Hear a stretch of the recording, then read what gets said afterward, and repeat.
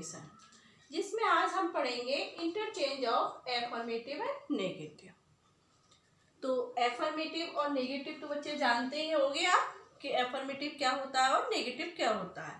ये assertive sentence के ही दो भाग होते हैं, एफर्मेटिव और नेगेटिव। तो एफर्मेटिव से नेगेटिव में चेंज करने के लिए बहुत सी मेथड्स हैं। किस किस तरीके से हम बदलेंगे वो आज मैं आपको बताती हूँ। तो देयर आर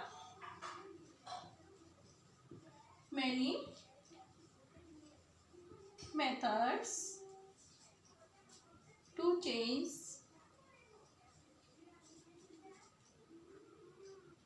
of affirmative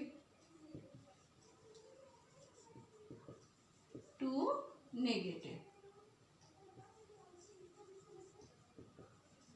तो अब देखिए कौन कौन से होते हैं। फर्स्ट ऑफ ऑल है, बताती हूँ कि अपोजिट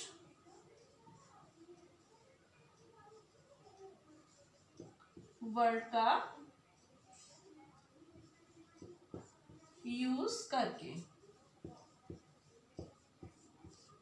देखिए अपोजिट वर्ड का यूज करके मैंने यह बताया देयर आर मेनी मेथड्स। हम कितने भी मेथड्स हैं उनका यूज करें, बट हमारा जो मीन्स है वही रहे, क्योंकि ट्रांसफॉर्मेशन मीन्स ये है to change the form of the sentence without altering its meaning. तो हमें किसी भी तरीके से करें, हमें नॉट लगाना है इसमें और उसका अर्थ सेम होना चाहिए। तो सबसे पहले मैंने बताती हूँ कि अपोजिट वर्ड का यूज करके। तो हम अपोजिट वर्ड का यूज किस तरह से करेंगे, तो एक एग्जांपल के थ्रू मैं बताती हूँ। जैसे ये है, ही इज अ पुअर। ठीक, ही इज अ पुअर, वह गरीब है।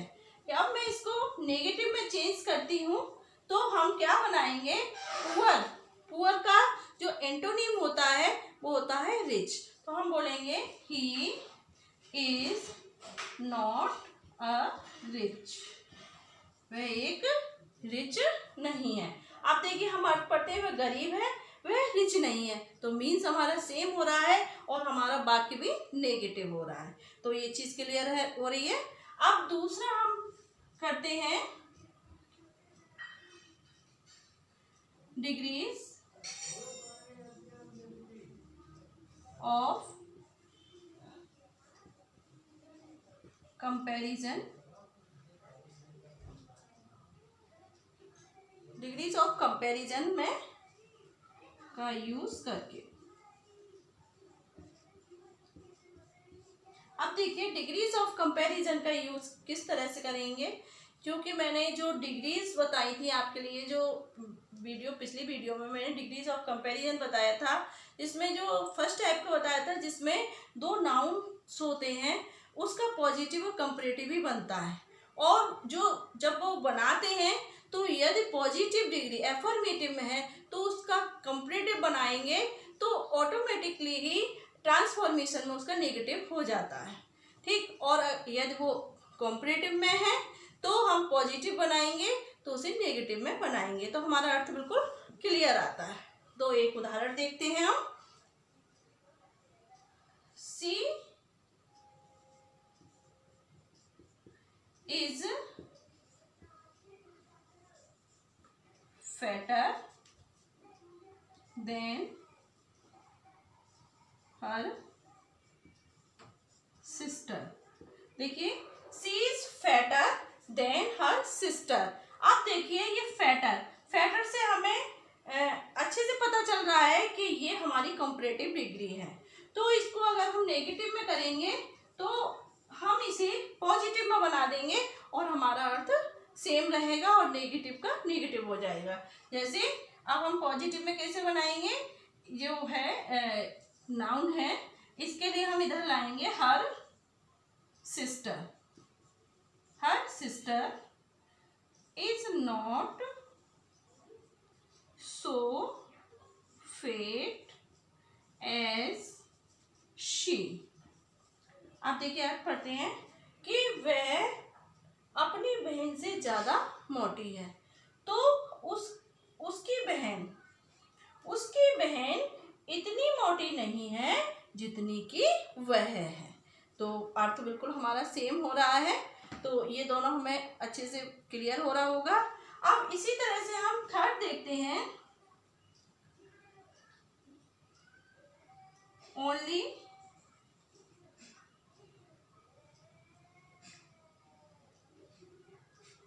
या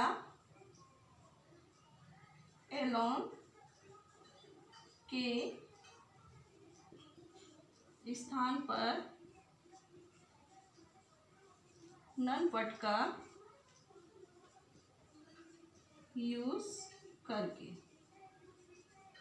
देखिए, ओनली और एलोन के स्थान पर नन बट का यूज करके ऐसे भी हम बना सकते हैं एक एग्जाम्पल के through.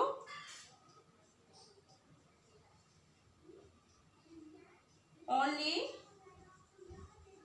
A fool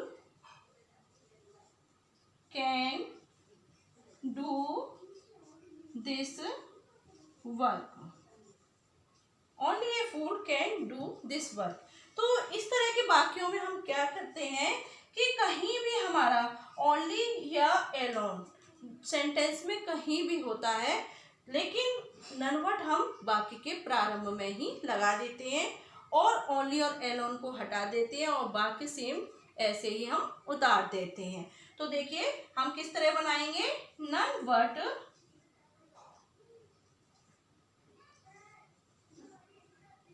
A fool can do this work. ठीक, कोई नहीं, केवल एक फूल ही इस काम को कर सकता है। तो ये हमारा अर्थ पूरी तरह से क्लियर हो रहा है और हमारा वाक्य भी नेगेटिव हो रहा है। अब हम आगे बताते हैं। नेक्स्ट है हमारा as soon as को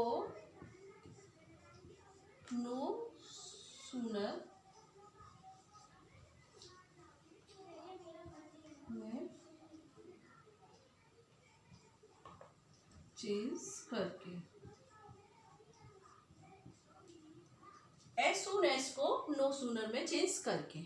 तो किस तरह से करते हैं। जब वाक्य, ये जो है वाक्य, जब वाक्य as soon as से प्रारंभ होता है तो ऐसे वाक्यों में हम नो सूनर का प्रयोग कर देते हैं जब हम नेगेटिव बनाते हैं। और नो सूनर का प्रयोग करने के बाद वाक्य क्या करते हैं, हम इंटरोगेटिव कर देते हैं। जैसे हम कह सकते हैं नो सूनर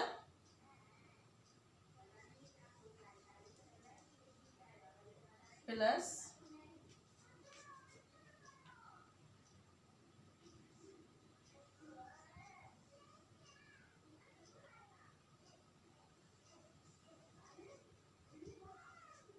इंटरोगेटिव सेंटेंस, उसके बाद प्लस कॉमा के स्थान पर हम देन का प्रयोग करेंगे, फिर उसके बाद वाक्य सेम उतार देते हैं। जैसे as soon as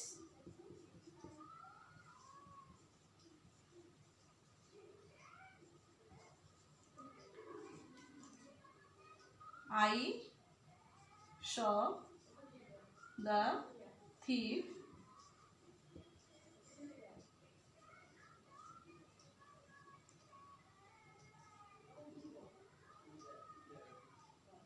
I ran away।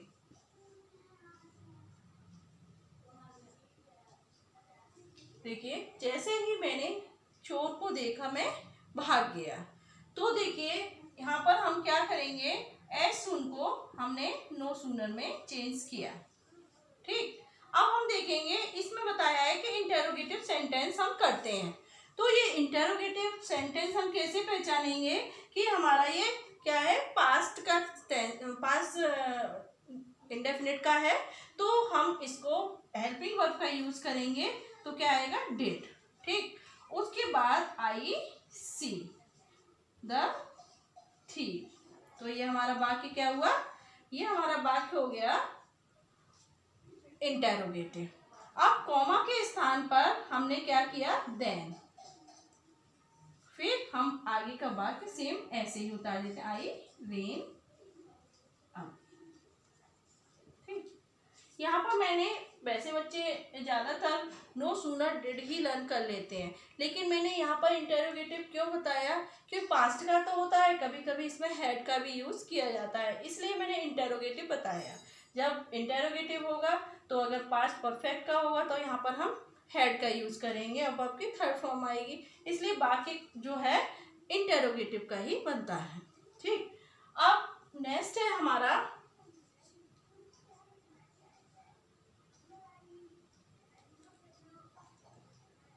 Adverb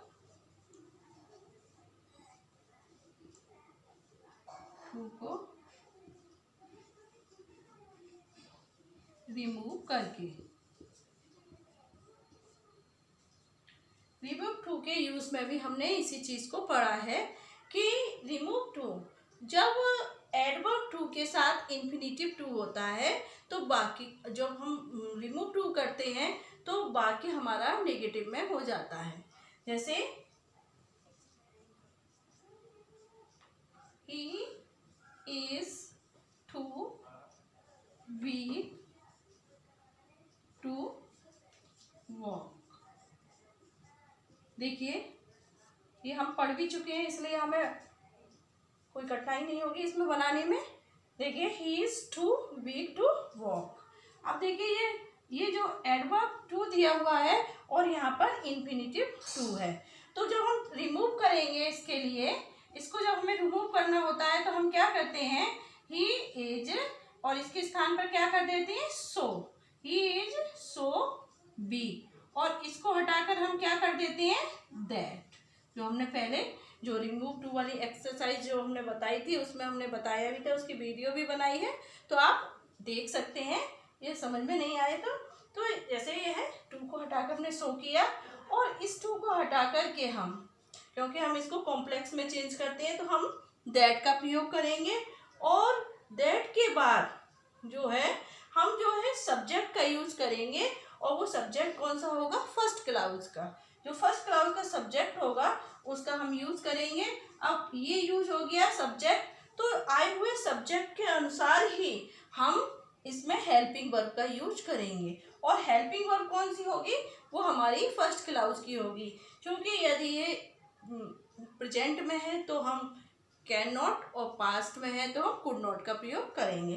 तो he is so weak that he can not,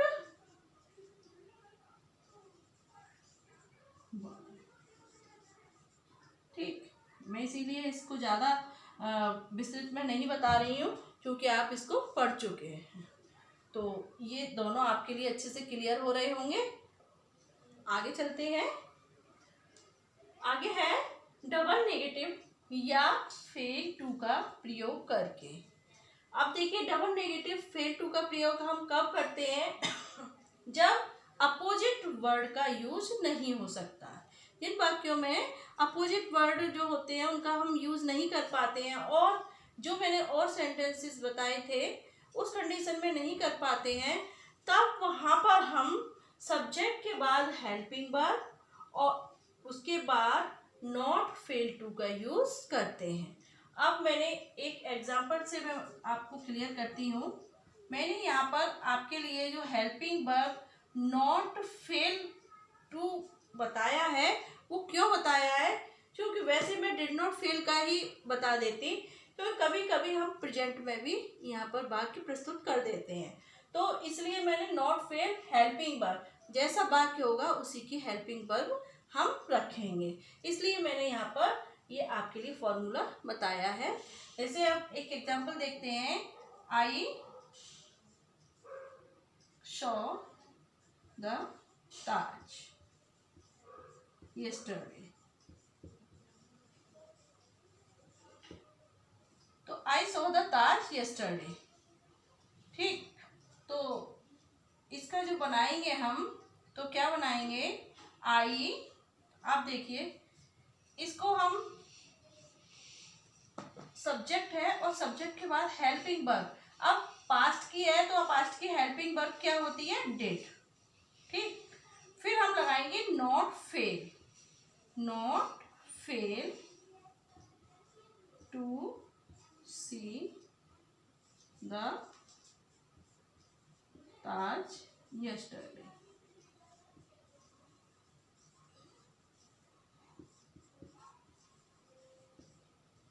अब देखिए, मैंने ताज महल देखा कल। तो यहाँ पर हम पढ़ेंगे I did not fail to see the Taj. मैं ताज देखे बिगर नहीं रहा, मीन्स ताज देखने में असफल नहीं रहा, ताज मैंने देखा। तो क्लियर हो रहा है ये। इसी तरह से हम और भी इसका बता सकते हैं, जैसे he reads newspaper daily. He reads the newspaper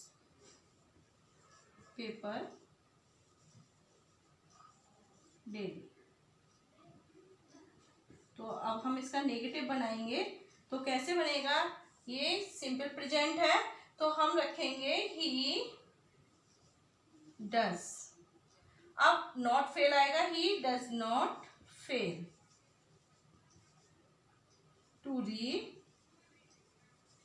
the newspaper daily। तो आपके लिए अच्छे से क्लियर हो रहा होगा कि किस तरह से हमने यूज किया है। नेक्स्ट है हमारा, नेक्स्ट और लास्ट है ओमिट, एवॉइड, ओमिट या रिफ्रेन फ्रॉम।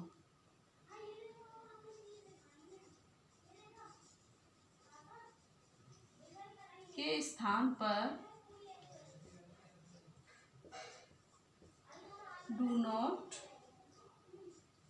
या नेवर का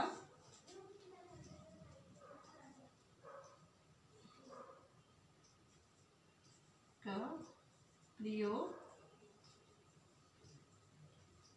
करके। देखिए, एवॉइड, ओमिट और रिफ्रेन फ्रॉम, ये सभी के जो सिनोनिम जो है, सभी के ये सिनोनिम्स हैं, एक ही अर्थ आता है। उसके स्थान पर हम डू नॉट या नेवर का यूज करेंगे। तो एक एग्जाम्पल के थ्रू मैं आपको बताती हूँ। जैसे हम कह सकते हैं एवॉइड ओवर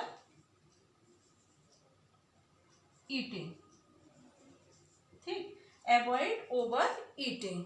ठीक, तो इसका हम नेगेटिव करेंगे, तो हम कर देंगे कि डू नॉट ओवर ईट, ज़्यादा मत खाओ। एवॉइड करो, ओवर ईटिंग को एवॉइड करो, इसका मतलब है ज़्यादा मत खाओ। तो हम बना सकते हैं डू नॉट ओवर ईट। ठीक, इस तरह से मैंने आपके लिए 7 टाइप्स करके आपको मेथड्स बताए थे। तो आपको बच्चों अच्छे से क्लियर हुए होंगे, और सभी बच्चे अपनी कॉपी पर नोट डाउन कर लेना और अच्छे से इसे लर्न करना और इसकी प्रैक्टिस करना, तो और भी क्लियर हो जाएंगे। ठीक, थैंक यू।